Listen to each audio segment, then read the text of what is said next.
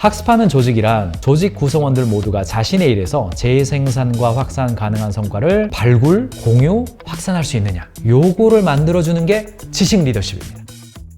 리더가 가져야 될 업무 전문성에 대한 이야기인데, 리더는 자신이 이끌고 있는 산업과 직무에 대한 깊은 이해와 지식을 가지고 있어야 된다. 밀레니얼이 기대하는 5가지 리더십 유형에 대해서요, 상공회의소가 2020년도에 조사한 적이 있는데, 직원들은 자신의 사장이 어떠기를 바라냐라는 질문이에요. 당신은 당신의 사장이 어떻게 되길 바랍니까? 어떤 사람이길 바랍니까? 라는 질문에 1번이 업무 전문성이에요. 이게 업무 전문성이더라고요. 2번이 일과 삶의 균형을 지원하는 것이고, 3번이 인정, 칭찬의 코칭이고, 그러니까 직원들은 자신의 리더에게 원하는 것이 따뜻한 마음, 격려와 칭찬, 복지를 잘해주고 뭐 그런 거 같지만 1번이 뭐냐? 업무 전문성이더라고요. 회사를 키워달라. 회사에 대한 전문성을 가지고 앞에서 좀 이끌어달라. 요게 가장 높아요. 위기 상황이고 조직이 어려울수록 점점 더 그런 것들이 중요해집니다. 앞에서 좀 이끌어달라는 거죠. 이제 이때만 해도 여자들이 입는 옷은 대부분은 남성 복식을 여자들이 따라하는 정도였습니다. 여성복이라는 개념 자체가 오리진이 없어요. 남자가 입던 옷을 여자가 따라하는 그런 개념이 굉장히 강했습니다. 그리고 사회생활은 기본적으로 남자가 메인이었던 그런 시절에 샤넬은 자신들이 지켜나가고 있는 장인 정신을 사부아페어라고 부르죠. 사부아페어는 어떤 상황에서도 무엇을 해야 할지 아는 지식이나 재치를 뜻해요. 샤넬은 트렌드를 쫓는 대신 혁신을 꾀했다고 그래요. 코르셋에서 여성을 해방시킬 가브리엘 샤넬의 패션 철학은 지금 르 19M을 통해 장인 정신이야말로 미래를 위해서 집중해야 될 길이라고 말한다 이죠. 코코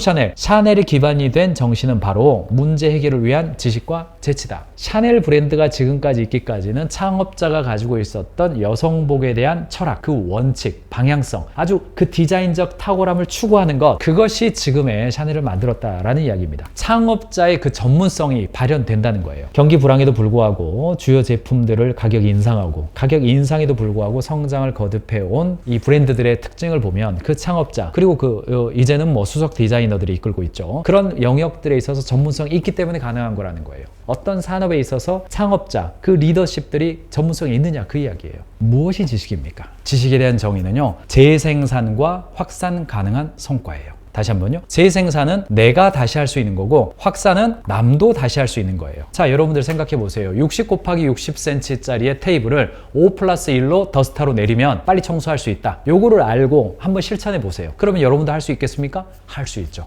이게 재생산과 확산 가능한 성과라는 겁니다. 재생산과 확산 가능한 성과라는 단어만큼은요, 오늘 이 시간에 반드시 여러분들이 익혀두시기 바랍니다. 제가 이 신입사원 시절에 테이블 청소한 이야기 해드리는 게 이유는 뭐냐면요, 사실은 경영자가요, 형이상학적인 일을 하다 보면 어떤 의사결정이, 어떤 언어가 재생산과 확산 가능한 나의 성과인지 혹은 나의 지식인지 잘 몰라요. 복잡해져가고 통합되기 때문에 그렇습니다. 이것을 설명하기 위해서는 경영자 여러분들이 직원들에게 지식의 개념을 설명하기 위해서는요, 물리적인 것을 좀 보실 필요가 있습니다. 물리적인 것을. 저도 현장 가서 지식 경영을 컨설팅 할 때가 있는데, 그럴 때 좀 우리 지식을 한번 나눠봅시다 해서 지식 카드도 작성하고 막 그렇단 말이죠. 그러면 직원들이 가장 많이 하는 게 뭔지 아세요? 라면 맛있게 끓이기, 지하철 빠르게 타기, 청소 잘하기, 방 청소 잘하는 법, 테이블 정리법, 이렇게 나와요. 그러니까 재생산과 확산 가능한 성과, 같은 일을 하지만 다른 사람이 하는 것보다 내가 했을 때 보다 시간도 빨라지고 비용도 줄어들고, 뭔가 물건을 판다 그러면 더 그 물건을 더 잘 팔 수 있는 어떤 것을 말해라 그러면요, 라면 끓이기 나온다고요. 달리기 잘하는 법 나옵니다. 뭐 복근 늘리는 법 이런 거 나옵니다.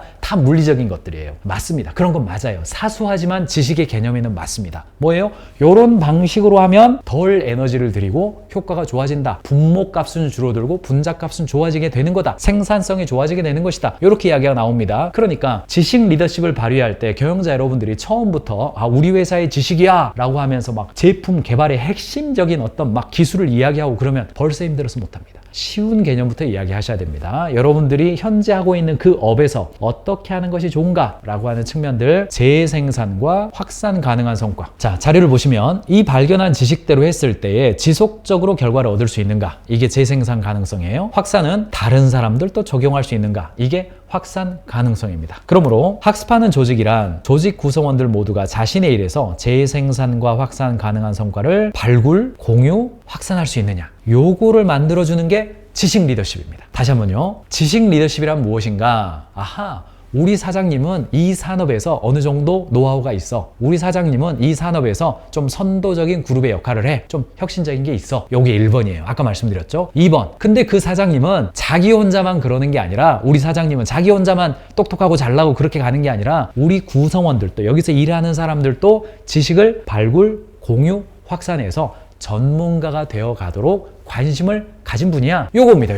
요거를 보는 겁니다. 지식을 발견하고 저장 및 축적하고 효율적으로 업무 수행하고, 다시 지식이 발견되겠죠. 저장 축적하고 효율적으로 업무 수행하고, 요 흐름이, 요 그림은 이제 피터 샌게가 쓴 학습하는 조직의 내용을 제가 정리한 겁니다. 구성원들이 마음껏 성장하고 성공 경험을 쌓을 수 있는 인프라를 갖춰주는 거예요. 그래서 조직 내에서 지식이 활발하게 공유되는 문화를 만들어야 되니까 이제 실패 이야기가 나오는 거예요. 이게 지식을 공유했는데 에게 그게 지식이야? 야, 시키는 대로 해. 새로운 거 시도하지 말고. 왜 내가 동그랗게 닦으라 그랬는데 동그랗게 안 닦고 이렇게 세로로 닦았어요? 그런 문화였으면 제가 이거 재밌게 못 하겠죠. 그런데 이거를 이렇게 해보니까 괜찮네요. 이런 방법 좋아요. 서로 격려하는 문화가 생긴단 말이죠. 이런 방향성입니다. 저는 개인적으로 작년 한 해 동안에 PT를 좀 했습니다. 일주일에 하루 정도는 가서 어깨도 좀 펴고, 제가 자꾸 어깨가 이렇게 굽어지고 자세를 좀 교정하기 위해서 PT를 했어요. 근데 PT 선생님이 언제나 저한테 뭐라고 그랬냐? 실패의 지점까지. 왜 그래요? 내 근육이 더 단단해지려면 어때요? 실패의 지점까지 나를 몰아붙여서 더 이상 못할 그 지점에서 더 할 수 있어요. 더 할 수 있어요. 제가 살짝 잡아드릴 테니까 하세요. 그때 근육이 발전하잖아요. 여러분들 3M 많이 좋아하시죠? 특별히 포스트잇 많이 쓰실 겁니다. 가로 세로 8cm짜리 많이 쓰시죠? 회의할 때도 많이 쓰시라고 그러고 저희 컨설팅 회사도 많이 씁니다. 이거 개발한 사람이 이 실버하고 아트프라이예요. 이 두 사람이 개발을 시작한 게 68년입니다. 그리고 첫 제품을 출시한 게 77년이에요. 그리고 상업적으로 성공한 것이 80년이에요. 12년이나 걸렸습니다. 우리가 흔히 알고 있는 것은 비행기에 사용될 아주 튼튼한 접착제를 개발하던 사람이 우연히 접착됐다가 떨어지는 그 수지를 발견하고 그것이 3M의 대표 상품 중에 하나인 포스트잇이 됐다. 이렇게 이야기하는데 실제로는 그렇지 않습니다. 보세요. 68년도에 스펜서 실버라는 사람이 강력한 이게 비행기 용도거든요. 강력한 접착제를 개발했는데 처음에는 강하게 붙었다가 짧은 시간에 오히려 떨어져 버리는 문제가 생겨요. 그러다가 68년이에요 이게. 그러다가 무려 6년이나 지나서 74년도에 같은 회사의 동료예요. 이게 68년도에 이 강력한 접착제의 실패작이 조직 내에 뱅킹이 돼 있는 겁니다. 어디까지 움직이는지 공이 돼 있는 거예요. 그런 다음에 아서플라이가 교회에 성가대를 했던 사람인가 봐요. 성가대를 하면 노래를 노래를 부르다가 얼른 넘겨야 되잖아요. 근데 잘 안 넘어가. 그래서 막 이렇게 입술에다 발라가지고 넘기고 그러다가 이게 좀 잠깐 책갈피가 자꾸 떨어지니까 약한 접착제를 사용해서 성가대 책에 손상이 없이 메모지를 붙였다 뗐다 할 수 있는 게 있으면 좋지 않을까? 이런 거 있죠. 무슨 이야기인지 아시겠죠? 이렇게 넘길 때 요즘도 포스트잇 얇은 거 가지고 그렇게 하시잖아요. 옆에 해가지고 얼른 넘기면 할렐루야 빨리 늦었네 이렇게 되지 않고 할렐루야 얼른 넘기고 할렐루야 이렇게 될 수 있단 말이죠. 그렇게 될 수 있는 게 없을까? 74년이에요 이게. 그리고 77년도에 3M 메모지가 프레스 인 필이라는 이름으로 시제품이 나온 게 77년입니다. 3년이나 지났어요. 그리고 그 다음에 마케팅에 실패했다가 마케팅에 성공한 게 포스트잇으로 바꾼 게 오늘날 이름으로 바꾼 게 80년입니다. 무려 몇 년 걸립니까 이게? 12년이에요 12년. 12년 동안이나 실패하고 결국은 지금의 우리가 알고 있는 포스트잇 1980년도에 마케팅적으로 성공했단 말입니다. 이게 실패를 장려하는 겁니다. 요렇게 가는 겁니다. 이게 지식이 맨 처음에 이 접착제 사업을 접착제 프로젝트 시작한 게 스펜서 실버고, 아서플라이는 교회에서 이 아이디어를 발견했고, 결과적으로 최종적인 성공은 1980년도에 마케팅팀에서 이걸 성공했단 말이죠. 이렇게 흘러가도록 만드는 것이 옳은 실패 이야기라는 겁니다.